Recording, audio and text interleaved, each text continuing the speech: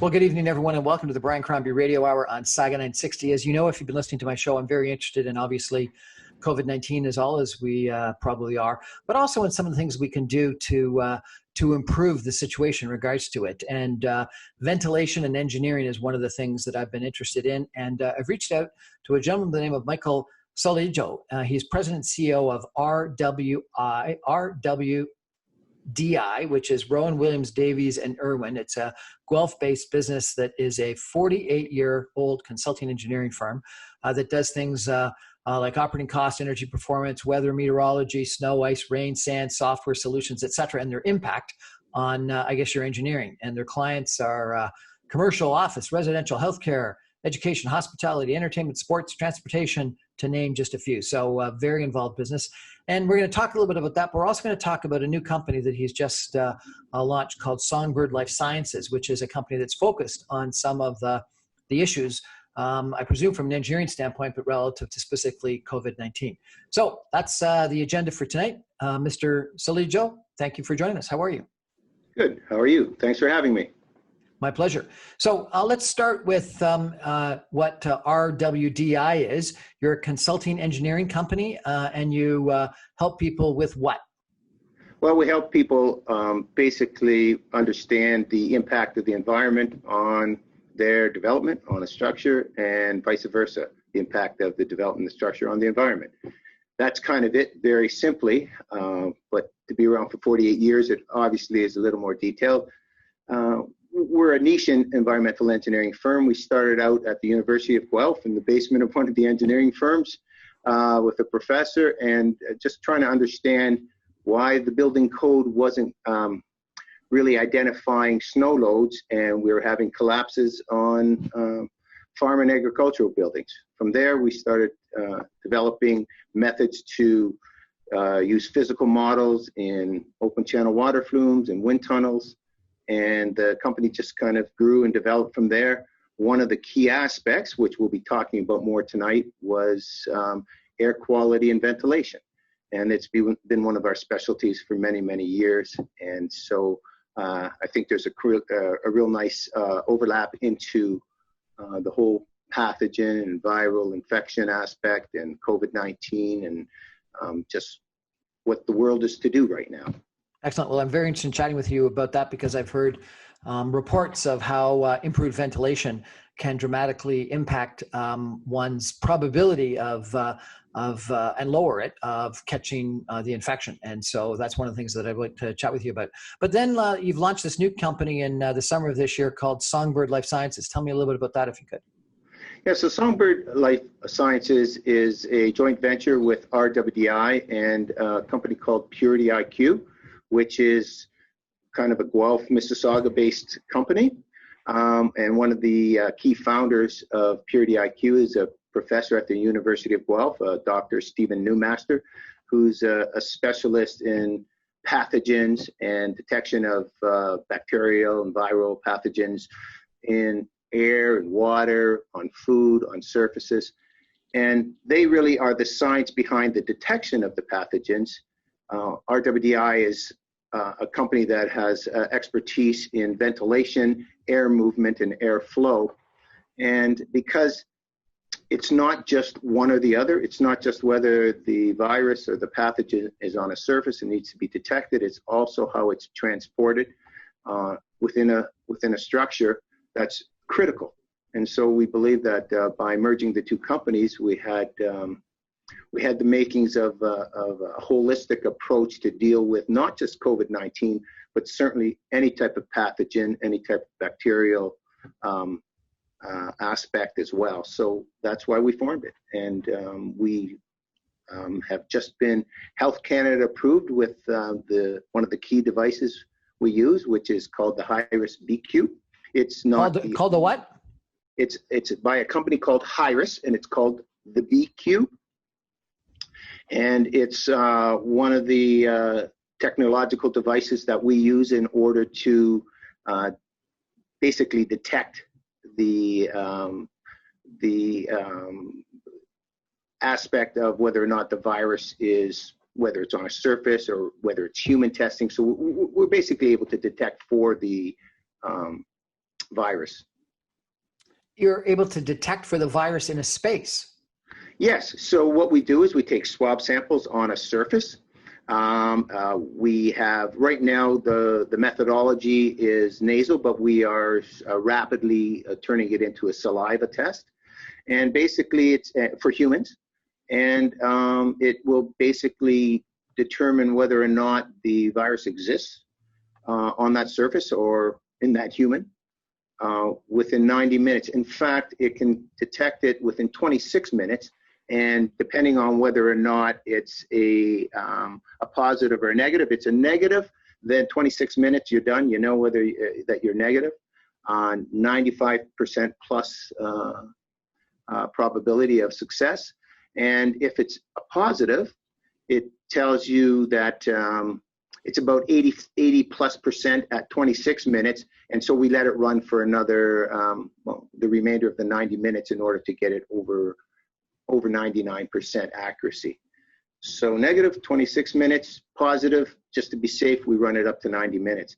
But it's a far cry from the 4, 5, 6 days that you're waiting for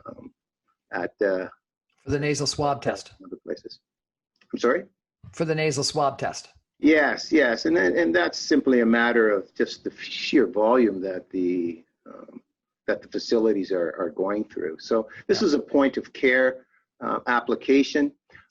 It's one that can be used in remote locations. It's probably a 6 by 6 by 6 cube, and those are inches, and it's quite portable. And so it can be brought to all locations. The application and the use of it is quite simple. We have a team of specialists that teach people how to use it, how to take the swabs, how to take the sampling. And so it can be used, quite frankly, anywhere. And that's the beauty of it. Sounds like a fascinating and very positive development. We're chatting tonight with Michael Soligo, the president and CEO of RWDI, about COVID-19 and its impact on RWI's impact on ventilation, and also a new company that he's launched, Songbird Life Sciences, and their impact on testing. We're going to take a break for some messages and come back in just a minute. Stay with us.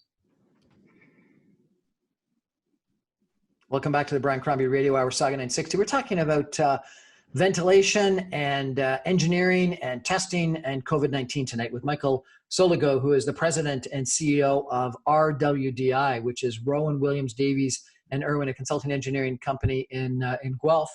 And also, we're going to talk a little bit about another company that he's launched called Songbird Life Sciences, which is a company that is focused on a point of care swab of saliva testing, which will be quicker and I presume cheaper and faster than the existing nasal swabs that are the standard of care for taking tests for COVID-19. But maybe, Mr. Soligo, we could start with ventilation. And let me ask you a question. So I had the head of the Oxford hospital system in the UK on my show, and he was saying that it would appear to be very difficult to contract COVID-19 in a outdoor location or in a location with extremely good ventilation, and that it appears that you've got to be in an interior location with poor ventilation and prolonged exposure. And we started talking about atmosphere changes, and he said that it was beyond his pay grade, even though this guy's got an MD and a PhD and an MBA, so he's a pretty smart guy, and he's in charge of 20,000 people that are working for his hospital system. But he said that too many of the old institutions have got atmosphere changes per hour that are in the low single digits, and if you increase that dramatically, then you increase the ventilation, and then you make it far more difficult for you to get long-term exposure to the virus. So that's what I know. Okay. Educate me, please.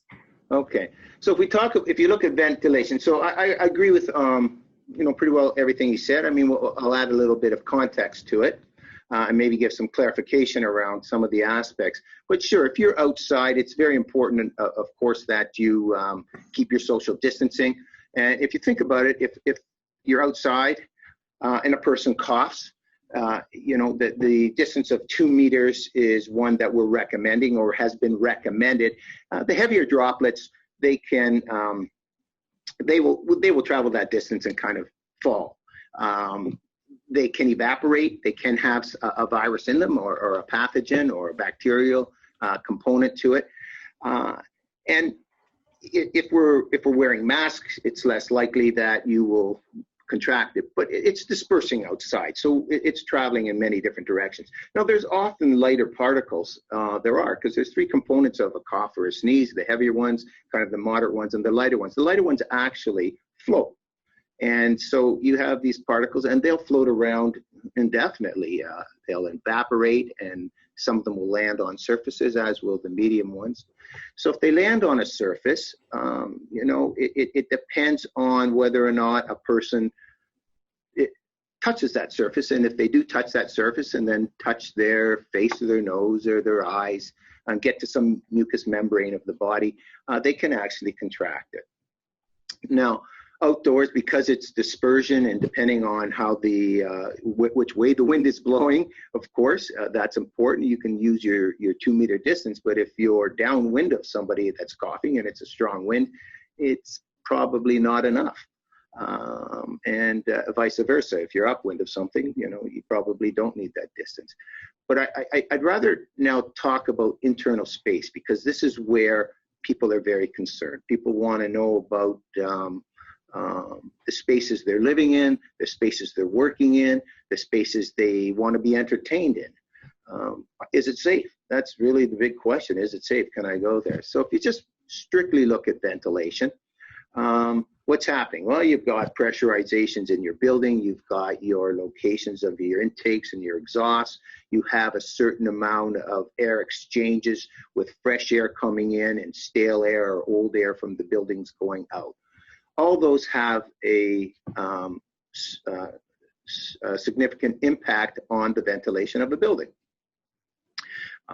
We have been doing work with hospitals and disease control centers for many years, looking at isolation rooms, looking at lab facilities, concerned about odor, concerned about quarantining people, or aspects of their work that may have viruses or pathogens or bacterial components to it.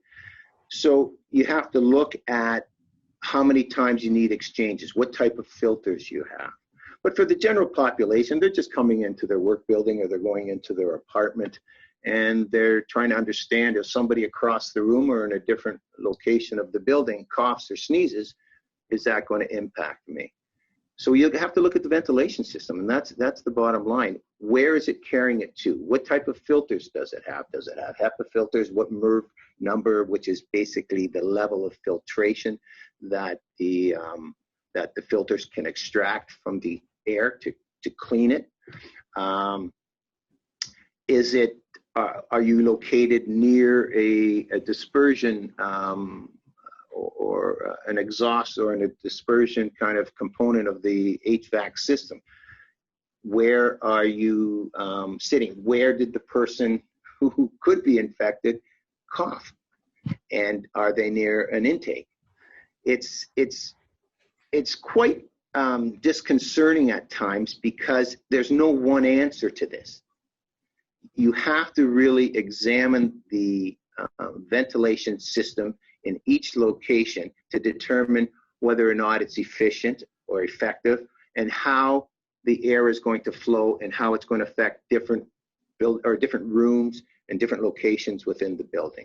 Okay, so the conversation that we had was based on, and maybe it was oversimplifying it, trying to get the one answer that you say is impossible, but it was atmosphere changes per hour. And then I've had some conversations with other people that say that the typical school in Ontario that has older HVAC systems has 3 atmosphere changes per hour, and that the government of Ontario was trying to supply funds to school boards to improve their HVAC so they could get up to 5 atmosphere changes per hour. But what I was told is that you had to get above 10 atmosphere changes per hour, so effectively every 6 minutes, to get anything reasonable. Does any of that make sense? Well, it does make sense in terms of basically they're pulling in fresh air and getting rid of stale air. And that's what they're saying. We got stale air in the building. We want to release it to the outside and pull in fresh air so that the new air that we're distributing around the building is clean and it's coming from the outside rather than just recycling and recirculating. So the number of changes and exchanges really depends. The more exchanges, the better. Let's put it that way. But it also depends on what your filtration system is too, because you can have less exchanges if you got a higher grade filtration system in the building. But I think it comes back to this physician who said that a lot of the studies say that you have to have 15 minutes of prolonged exposure to the virus. And I cannot comment on that because I'm not a physician, and that may be the case. I know that the more exposure you have to it, the more likely you are to get it. I mean, there's certain theories right now that people who are exposed to kind of just a few particles may catch the virus, but it would be kind of the symptoms would not be that significant. Whereas other people who are exposed to many particles of the virus then become sicker because they've been inundated with the number of particles and the number of viruses. Yeah, so and really what he clearly also said was that it depends on the age and or the immune system that the receiver has. So that if they're younger and a stronger immune system, a small number of particles, their immune system will fight it off. Yes. But a whole bunch for a young person or even a medium amount for an older person can end up being problematic. Yes, and that's kind of the science behind the medical side of things, of which I am not a doctor, but I understand the science behind it. I think what we're trying to do in the ventilation side of things is to reduce the exposure to any particles, and to understand that if you are in an older building with a poorly performing ventilation system, the probability, if the virus is in the building, the probability of catching it is obviously higher than it would be if you were in a high performing ventilation system with more air exchanges and better filtration systems. Then you would have less likely a chance to be exposed to those particles. So give me a sense of this from a number standpoint, if you can. So is this 3 to 5 times atmosphere changes per hour for a school or an institution approximately right? And any idea what it would be in a typical house or a typical office building or a typical store? Yeah, usually they're in the range of 3 to 5 exchanges per hour. You want to get them higher. I would say, in my opinion, the more exchanges you can get in a school, the better you are. So I'd be north of 5. North of 5. And someone told me that an airplane is north of 10. Does that make sense? Yeah, but you have to understand the way the airplanes work, the ones I'm familiar with anyways, is exhausts out the back and fresh air in the intake. So it carries it from the front of the plane to the back of the plane. So if somebody at the front of the plane is coughing, the air is moving all along the plane to the back. And then sit at the front, get a business class. So sit at the front, yeah. So again, you can have a whole bunch of exchanges, but if you've got, the wrong situation where you have somebody in a location where it can carry the particles and distribute it amongst the remainder of the people occupying a space, then you have a higher probability of being exposed to those particles. But again, if it suggests that on average, and everything's going to be on average because it's going to be different based on the age of people and based on their level of immunity. But if it's prolonged exposure inside for 15 minutes or so on average, then if you got 10 atmosphere changes per hour, you're only exposed for 6 minutes. Maybe that's the solution, is it? Well, the probability is in your favor, but again, it depends on where the source is located and where you're located with respect to the source and how the air is moving in that space. So yes, the more exchanges you have, it reduces the probability. The your location and how the air is dispersed reduces your probability. And of course, what the medical profession is saying now is the more particles or the more viral aspects that your body is susceptible or is receiving, the higher the higher likelihood is you could get sicker from that. Right. So you could be So it's all everything in science and engineering is based on probability and exposure. So, stupid question, but if you want to increase the atmospheric changes per hour, what do? Do you put on just a faster motor, a bigger motor, a bigger exhaust? What do you have to do? Well, you have to look at, it depends on the age of the unit too, really. Sometimes you have to change the unit, they just can't handle it. And in some cases, you just have to be able to, and if they can handle it, you have to adjust it. Just kind of turning up the motor doesn't mean it. It could be kind of just blowing the air around faster. You have to have the settings in order to open it up, to have the damper systems controlled and know that they're opening and releasing to the outside. In a typical institution, let's say a school, and or a movie theater or a hockey arena or whatnot, you talked about the airplane, how it comes in the front and goes out the back. In those other places, how does it come in and go out? Does it come in the bottom and go out the top, or come in the top and go out the bottom, or what? Yeah, well, it depends. A lot of locations, they'll actually have it coming in the bottom and going out the top. The stratification of the air movement, especially because when people are designing these things, they're not necessarily always designing them. And I would say, most of them are not designed to deal with pathogens or bacteria or viruses. It was mostly to do with, basically heating and cooling and energy efficiency. So if you look at an airport terminal, right? A lot of the air, or a stadium or an arena, you don't want to heat or cool the upper part of the bowl. You want to release it out there because warm air rises, get it out of the building. But you want to heat and cool where the people are. So what you do is you concentrate your HVAC system in your design so that it's concentrated there. And you let the other stuff just rise, and you try to be efficient with your design so that you're not spending a lot of money heating or cooling spaces that are not of concern. Now, how does that play into the new world, which is concerned about pathogens and people breathing this? Well, now we have to take a look at it and say, if we're kind of concentrating the air movement where the people are, where's it coming from? Where is it, how is it dispersing? Are you intaking on one side of the building and moving it around so it's dispersed in 4 or 5 different locations? Possible. But if you have so what that means is, if you have a person who is coughing and has COVID, let's say, in a certain area, the likelihood is if this is in an area where there's intakes, it could be being brought into the system, and if they don't have a high-end Hepa filter or a high-end MERS filtration system, it could actually be being dispersed to parts of the building quite a distance away from where they're located. And this is one of the aspects, and when we get into talking about Songbird, it's one of the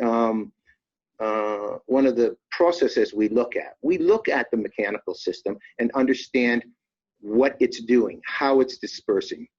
We take a holistic approach to this to try and identify just how the air movement is taking place in your building, and what I'll say the pinch points, or what the areas of concern are. So just looking at energy and just looking at heating stratification or cooling stratification isn't enough anymore when you're starting to talk about pathogens and viruses. When you look at a clean room, or if you look at a let's say a isolation room in a hospital, that ventilation system is much different. Now, those are very high-end systems. They have HEPA filters. Some of them will have UV sensors or UV lights in their filtration system or in their ductwork. But they make sure that what's being exhausted is contained in one area and has to pass through one or more filtration systems, and then is typically exhausted outside after it's been cleaned several times. So okay, that's a completely different system. Okay, that's helpful. What is a HEPA filter? A HEPA filter is really it's a high-end filter that is able to take out very small microns of dust, particles, viruses. So it's really, if you think about it, it's a finely woven filter system that can pull out very small particles. Okay, so let's talk about the arena just for a second, because I find it kind of interesting. Why not have the heat come in near the stands and have a big vacuum at the top of the middle of the arena and suck the air out and vent it to the outside, and do it more than 10 times an hour, so that it's every 6 minutes, so no one can get sick?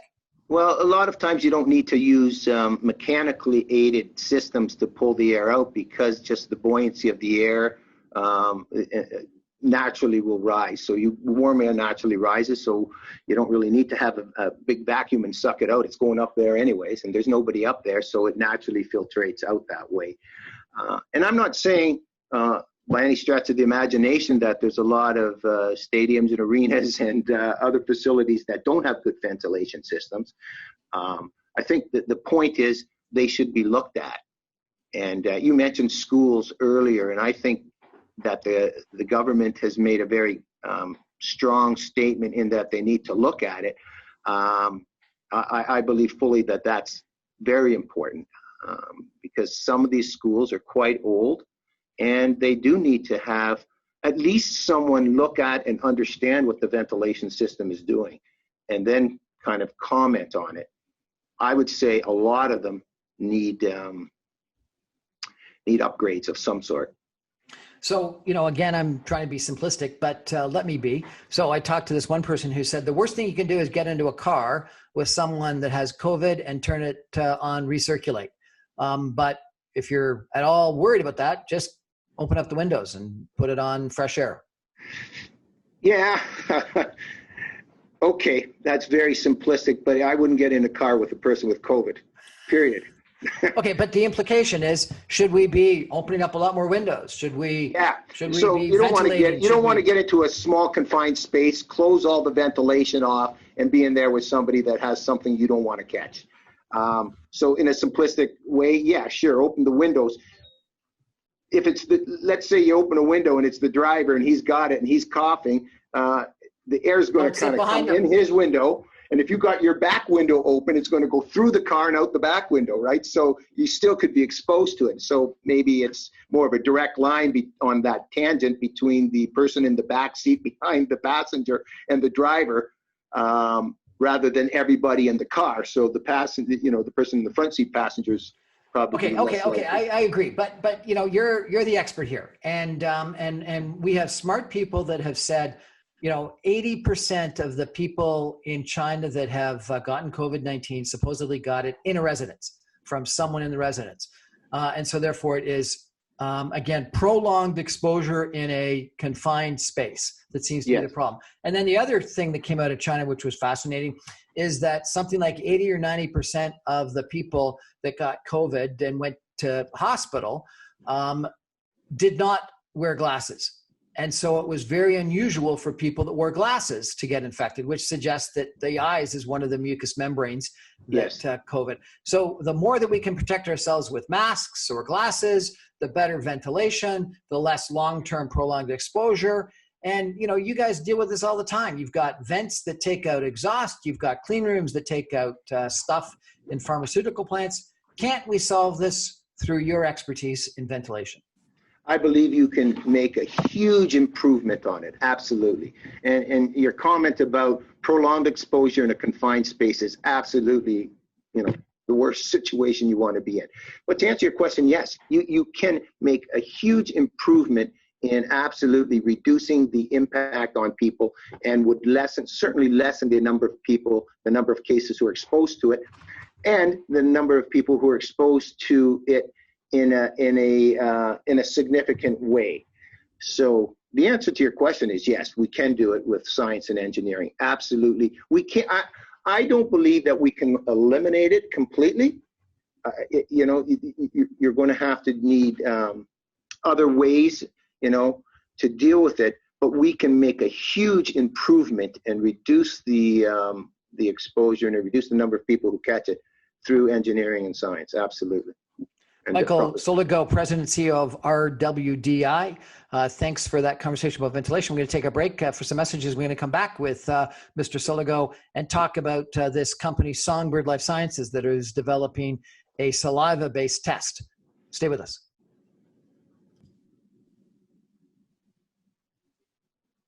Welcome back to the Brian Crombie Radio Hour. We just had, I thought a really quite interesting conversation with Michael Soligo.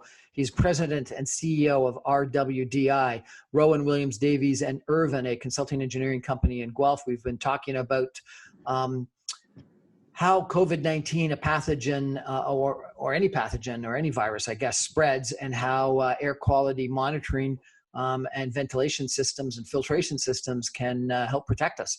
And as some of you know, I'm in a couple of businesses where I think better ventilation could really be one of the solutions to the problem. And so I'm really quite interested in this.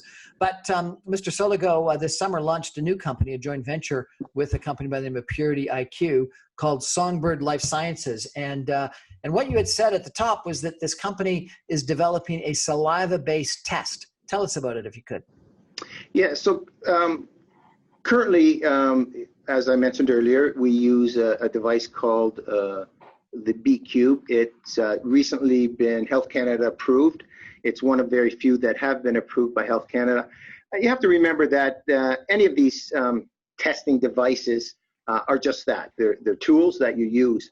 And so why we formed Songbird was we took the science and the understanding of how pathogens work and how they spread. And that's really Purity IQ's profession and expertise. And we married that with RWDI, who are experts in ventilation and air movement, and actually building design. Because it's that holistic approach. You have to, it's not just one or the other that's going to solve it, it's both. You're going to have to be able to detect whether you have it, and you also have to make sure that the facilities that you're occupying, again, industry, home, work, entertainment, are designed such that they're minimizing the impact. And as we said earlier in the previous section, ventilation, not just ventilation, but understanding good, proper ventilation is the key to that. So Songbird Life Sciences does that. And we have this device, the B-Cube. We are capable of conducting human tests and surface testing through swabs right now, and we are just in the process of finalizing the saliva-based testing methodology as well. Tests can be run anywhere from 26 to 90 minutes maximum, and they are 95+% accurate. The beauty of our methodology is it can be brought anywhere. Point of care is critical here, and they can be brought in the most remote locations. We're able to test as far away as the North Pole, if you want. So we have isolated locations where we have mining events taking place. We have First Nations concerns, where people are just not close to labs and they're just not close to facilities that can do the testing. So this can actually do all that for them. So is this something that you put in your mouth and get some saliva and then put it in this this cube machine to find out what the result is? Right now, the way it works today is it's still a nasal swab.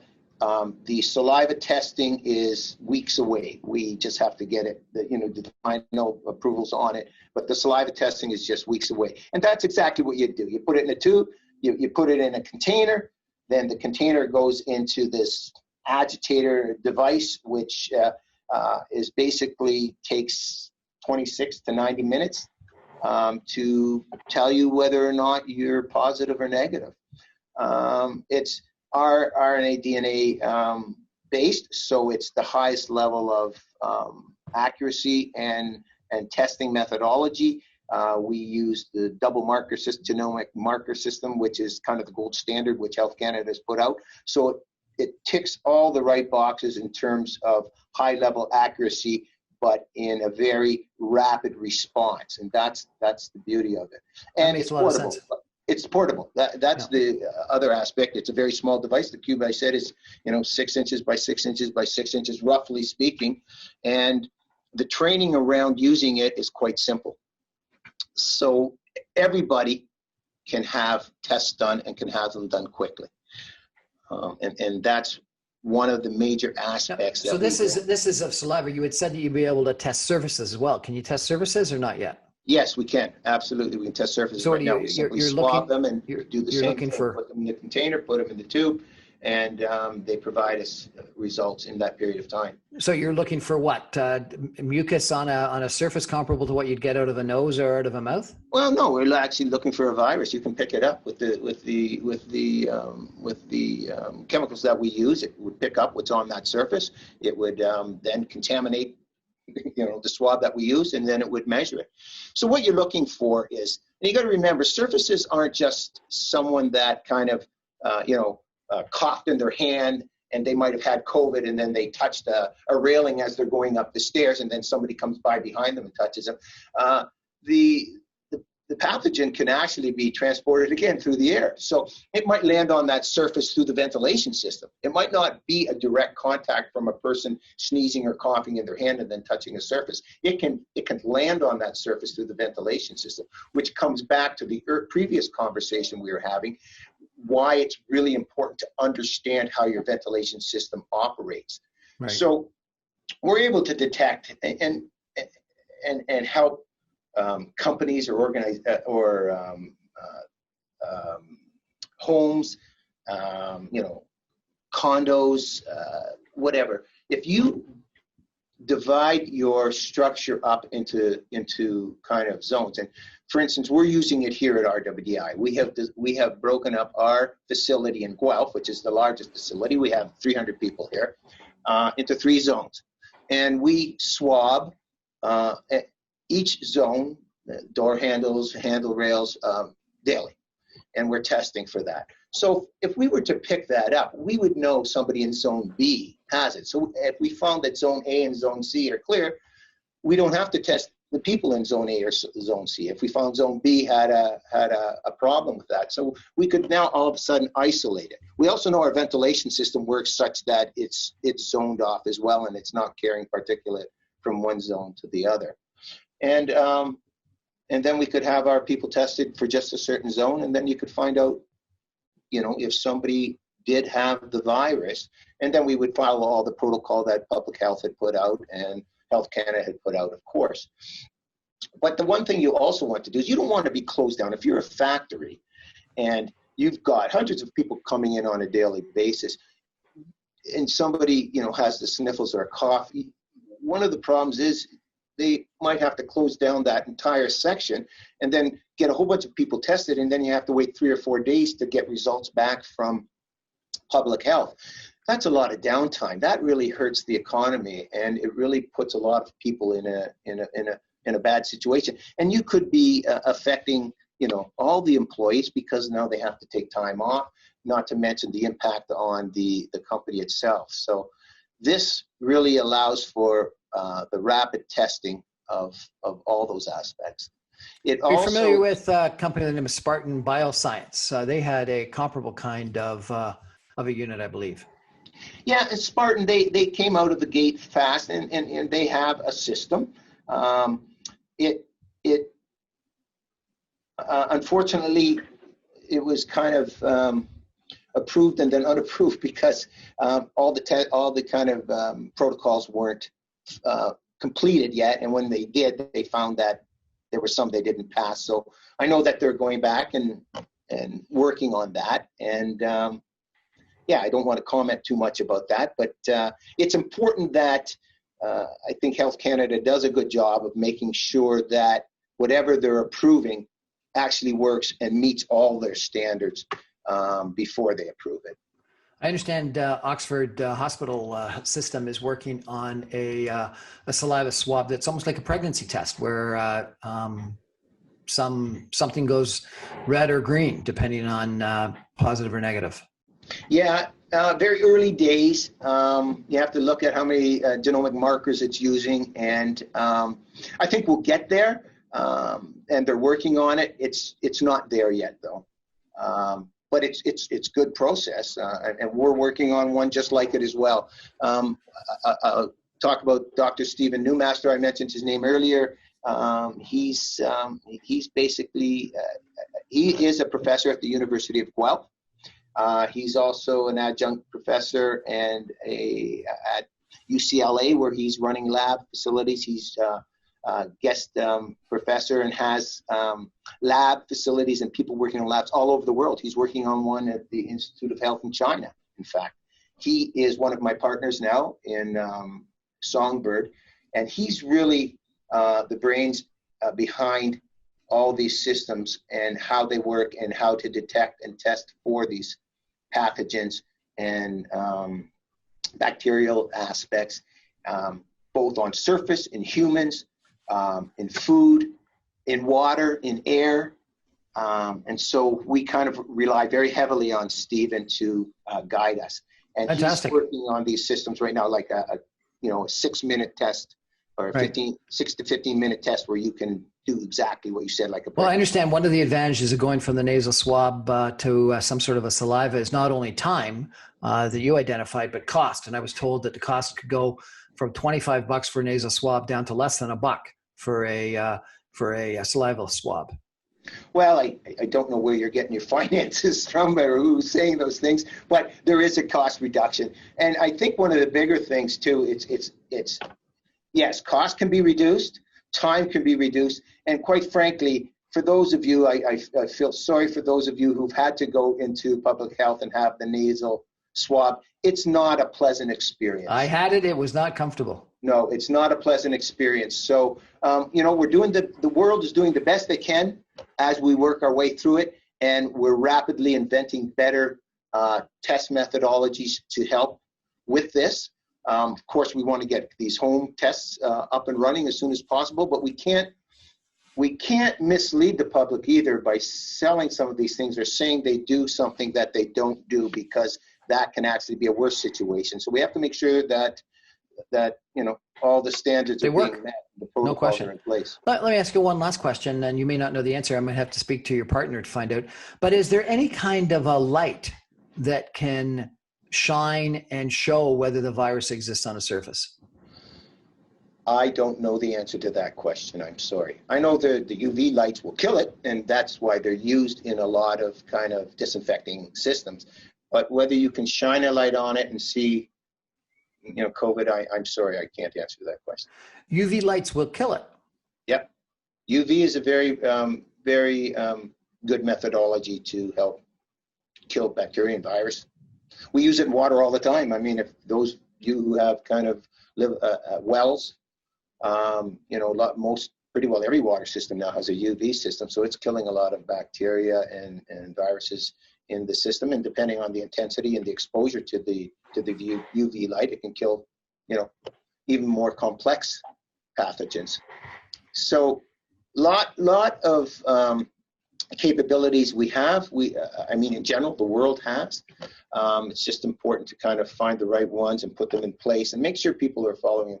But I can't stress enough, wear the masks, keep your social distancing, don't get in spaces for a prolonged period of time that have poor ventilation. All those things are just not good situations. So you're a smart guy. You're an expert in this area. You've obviously looked at it. What about these people that are, marching in these freedom rallies and saying this is all a hoax and you don't have to wear a mask and you don't have to socially distance and blah, blah, blah? What do you think? What do you say to them? Well, I think everybody's entitled to their opinion, and they can, they can express their opinion. I'll just give you my opinion. I don't want to really speak to them, but my opinion is it's not a hoax. I believe that these types of things have been predicted for decades. This should not surprise us. And in fact, I don't want to be a doomsday sayer, but this is not the last we've seen of pandemics and viruses and serious situations that we're going through. In fact, a colleague of mine said we're pretty lucky because the COVID virus is not as deadly as some that could have kind of hit us right now. And of course, I don't mean to be disrespectful, because a lot of people have lost family and friends because of it, and it has been a deadly virus. But it could be a lot worse and the world could see much harsher viruses coming our way. So we need to kind of take this as a stepping stone to find ways to better improve our kind of our standards, our ways of life, and our facilities that we occupy. Michael Soligo, President and CEO of RWDI. If people are interested in your consulting engineering expertise for their business or their operation, how do they contact you? They can contact me at my initials, MJS, at RWDI.com. And what about Songbird? Songbird, I would, right now, if they go online, they will see that there is an intake email for Songbird, and we will respond within 24 hours to any of those requests. Michael Soligo, head of both Songbird as well as RWDS. RWDI. Thank you so much for joining us on the Brian Crombie Radio. I really appreciate your time and your expertise. Thank you so much. Well, it was my pleasure. Thank you. Bye now. Well, that's our show for tonight. And, I got to say that I have been so impressed with some of the people that I've met. I've introduced you to Jim Ashton, Imagine Fiberglass, that has developed this unit with a air blanket in front of you to keep the virus away. Spartan Bioscience, who had, as Michael said, a unit, still working on getting it completely approved after a setback, and a lot of other people that are working on vaccines, on remedies, on ventilation, on testing, etc. The entrepreneurial scientific activity to try to help solve this pandemic is encouraging, extremely encouraging, and there's not one answer. That said, 6 feet of distance and masks seem to help, as well as outside if you're going to be chatting with people. Anyway, that's our show for tonight. Thanks for joining us.